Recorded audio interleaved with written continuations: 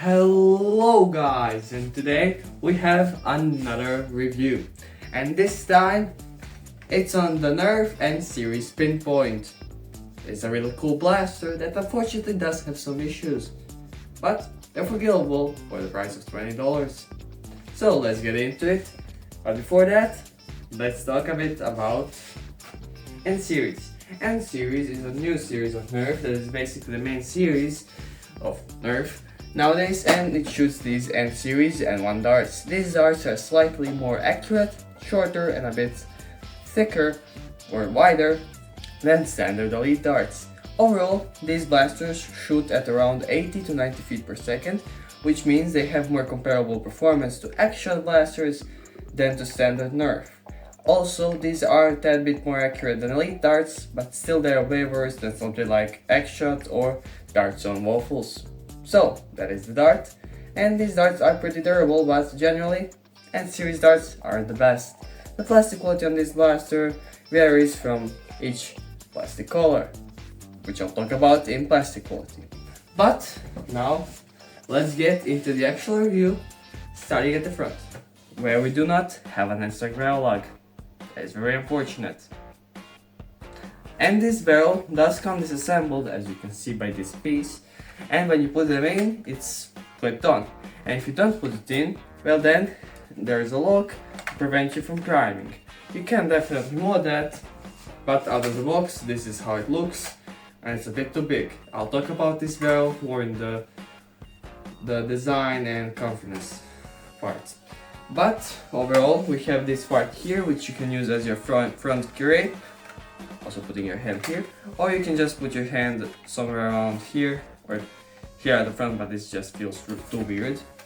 At the top here we have a bolt, which goes on both sides, and it is a thread or unscrewable bolt, but you cannot put just one side, it is all the way through bolt, which is not bad, but also not good.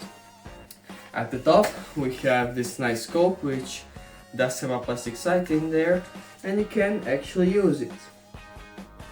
It's not the best, but you can definitely use it. Now, actually the prime, well, the prime is smooth. It's very easy, very smooth, and it is a ratcheting prime. The prime forward is nice, and there is a nice click. Now, this prime does have some problems. For example, when you actually have the darts in, it is a bit more rough, and jams do happen on this blaster. And you do have the jam door on this side, which you can open up, but it's pretty much useless, because most jams you need to pull out the magazine, or you need to shake down the actual blaster. Also, another thing that probably happened because I removed one of the pointless locks is that you can now do this. Yeah, it isn't really a problem, but it is a thing to note, and I like it because it's cool. You shouldn't do that because that will start to break your blaster. And this blaster does not have slam fire. It just doesn't have it.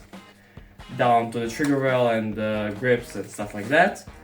Firstly, we have the Magwell, which is pretty smooth when you think about it, and the mag release is very snappy, and it is very nice. The mag insertion is a bit rough, but it is nice. The pulling out the mag is a bit more gummy, but it is still very smooth and nice. Of course, it doesn't mag drop. This kind of magazine, it isn't the best quality magazine, but it is this kind of pull tab from each side kind of magazine, which you just get your dart and push them down. Meaning that when you load the magazine in there, which you can't put it in when it's primed, or in this case is just in the primed position, when you go to take it out, a dart will fall. If you didn't catch that, let me just do it from farther away.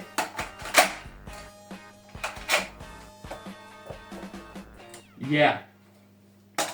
But overall the magazine is kind of decent, it holds 10 rounds, and people have had some jamming issues with this, I don't think it's the problem of the mag, I think it's more the problem of the blaster. I'll talk about that later. Down to the triggers. First to the main trigger, while it is pretty springy and snappy, especially when you fire the blaster. The problem with it, well, voice crack, is that it is super light and it's kind of wiggly. So in the far end it feels good, but it's a bit cheap, which I don't like, but the trigger overall is pretty decent. The grip on the other hand is actually pretty comfy. It has a nice kind of soft texture to it, and you do have this finger groove. You do not have full finger guard, which I don't really like, or the trigger guard, but it is still a pretty comfy grip even though it's a thumb hole stock. But from what I know, I actually don't mind thumb hole stocks. In some cases I actually like thumb hole stocks. So yeah, this feels very comfy to me, so to some people it might not. Now to the stock, which is very not good. It is pretty short, as you can see, but I can still use it and it is pretty decently comfy. It is a bit cheap, but I'll talk about that in plastic quality. Overall, I kind of like the stock, but it's not good. Also, what I forgot to mention was the two tactical and strike rails, and that you have a jam release button over here, so that when you prime the blaster and press this, you can actually pull back the prime and then push it back forward, which on this blaster is not really useful because you can take out the magazine whenever you want. So yeah.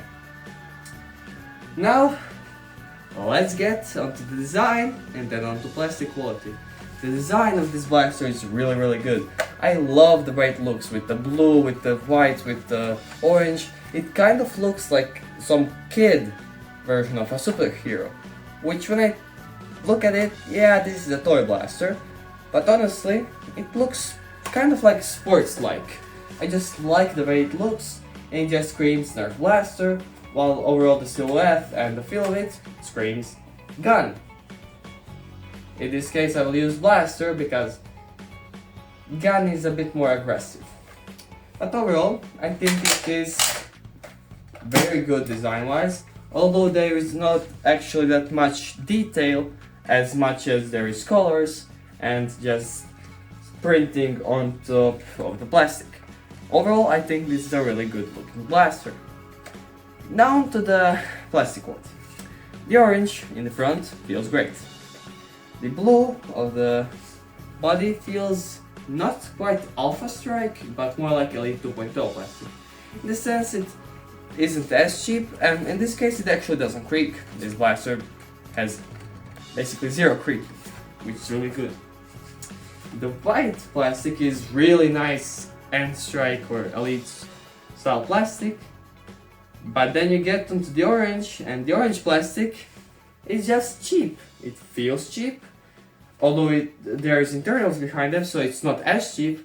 But if you look it from a light, then you can literally see through the internals. Actually, you can actually see behind the scope.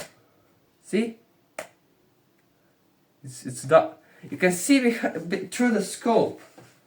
Huh? The plastic quality on this blaster does not feel bad, but it is visually bad, especially the orange on everything besides the barrel, which I think is dumb. Also, I forgot to mention in the design, these holes in the barrel, while they might look cool, they're very bad, because I've had multiple darts get stuck in here, and because basically every single one of these holes, for example right here, this hole right here, it's actually like made so you can catch darts. Literally, I was able to catch 3 darts in there. What you gotta do is you gotta shake it like this, not just pull like this, because it's in the pocket, it won't just fall out. You need to shake it side to side, up, down. Firing footage. Let's go. So, I'll be firing the Pinpoint with the included around mag twice at the target over there, No slam fire because it doesn't have it. Let's go.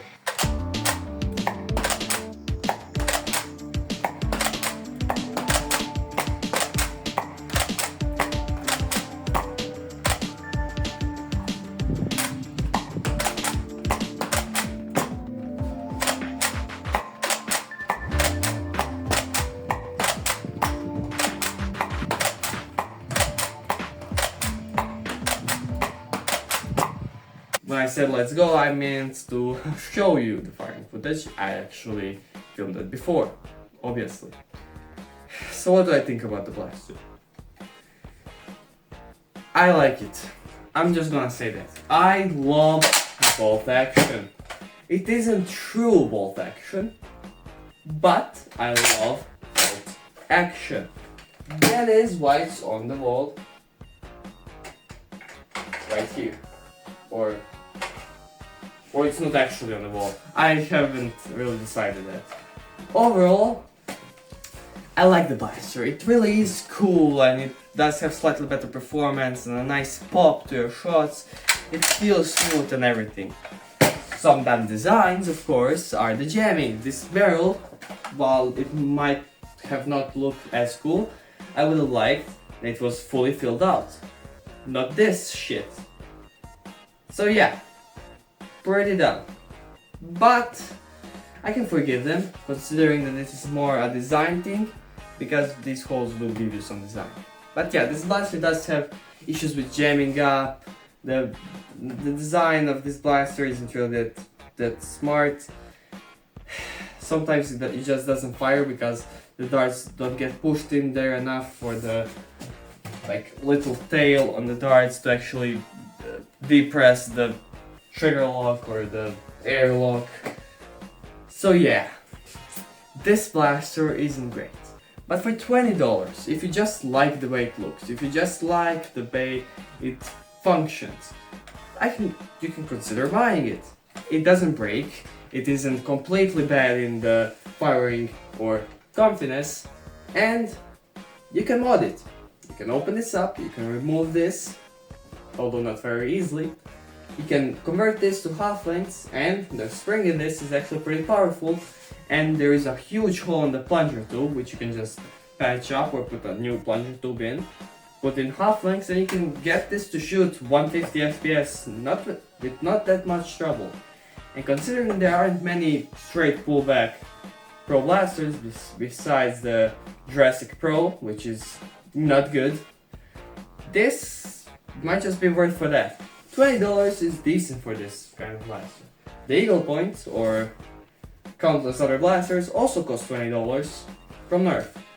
I think that Nerf could have charged us $30–35 for this blaster, and we should be thankful that they didn't. For $20, it's a good blaster. Not amazing, nothing too crazy, not like the Villainator or the Spectrum Roar. Yeah. Anyways, I hope you like this video. I hope that YouTube finally stops freaking out and lets me get my views back. But also, yeah. Of course, blasters changed around again. Probably gonna stay roughly like this for at least some time. And also, I'm gonna have a shelf put up here. It's right here. It's a black shelf. I'll probably have some ammo boxes or the monster collection. But either way, I hope you like this video. And if you do like my videos and you do like the way I make them, share this video to other people in the hobby, because there are not enough people on my channel from the hobby, unfortunately. But either way, like, subscribe, turn on those notifications, and of course, my name is Nixie, and bye bye.